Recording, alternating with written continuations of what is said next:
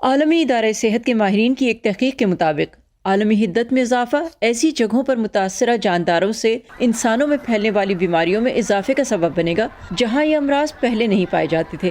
Cleveland clinic کے Florida research and innovation centre کی director mekhela گیک کے مطابق گلوبل وارمنگ سے جانوروں اور انسانوں کے قدرتی ماحول میں آنے والی تبدیلیاں وباؤں کی اقسام اور امکان میں اضافہ کریں گی۔ بعض صورتوں میں یہ جانوروں کی کچھ انواع کو بے گھر کر سکتا ہے اور اس طرح انہیں انسانوں کے ساتھ براہ راست یا گھریلو جانوروں کے ذریعے قریبی رابطے میں لا سکتا ہے، اور یوں مختلف اقسام کے جانوروں کے بیچ وائرسز کی منتقلی ہو سکتی ہے۔ لہٰذا وائرس ان جنگلی جانوروں سے انسانوں میں منتقل ہو سکیں گے، وبائیں ایسے ہی پھیلتی ہیں۔ ماحولیاتی تبدیلیوں کے انسانی زندگی پر ایسے منفی اثرات کے پیش نظر اپنی صدارت کے پہلے ہی ہفتے میں صدر بائیڈن نے امریکہ میں ہوا سے پیدا ہونے والی توانائی کے حصول کے ذرائع کو بڑھانے کے لیے ایک ایگزیکٹو آرڈر جاری کیا تھا۔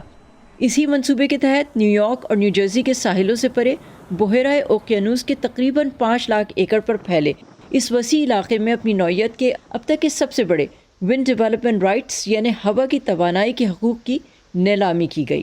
نیو جرسی کے گورنر کا ہدف سمندری ہوا سے 7500 میگا واٹ توانائی کے حصول کا ہے، جو لاکھوں گھروں کو بجلی فراہم کرنے کے لیے کافی ہوگی۔ تقریباً 90 لاکھ افراد کی ریاست میں یہ ایک بڑی بات ہے، اور میرے خیال میں اس وقت ہدف بڑھتے رہیں گے جب ہم ان منصوبوں کی کامیابی دیکھیں گے جو ہمارے گھروں اور کاروباروں کے لیے زمین پر آف شور ہوائی توانائی سے بجلی کی فراہمی کے لیے ذمہ داری سے پورے کیے جائیں گے۔ ہم سمجھتے ہیں کہ یہ صرف ضروری ہی نہیں بلکہ ہماری معیشت کا ایک لازمی حصہ ہے۔ لیکن کچھ لوگ اس منصوبے سے خوش نہیں۔ گریگ کرنک نیو جرسی میں ماہی گیری کے لیے بوٹس کرائے پر چلاتے ہیں۔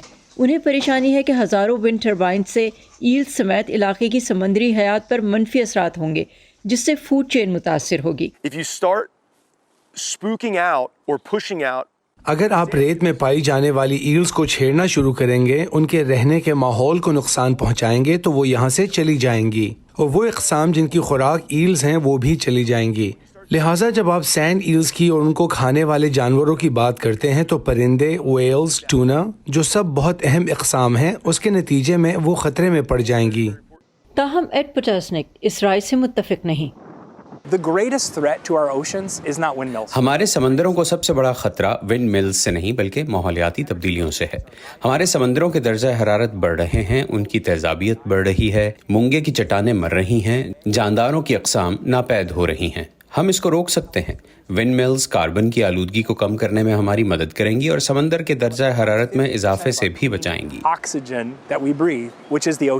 اس وقت امریکہ میں ہوا کی توانائی کے حصول کی صرف 2 چھوٹی تنصیبات ہیں، تاہم بائیڈن انتظامیہ کے منصوبوں پر اگر کام جاری رہا تو ان میں اضافہ ممکن ہے۔ Saba Shah Khan, voice of America, Washington.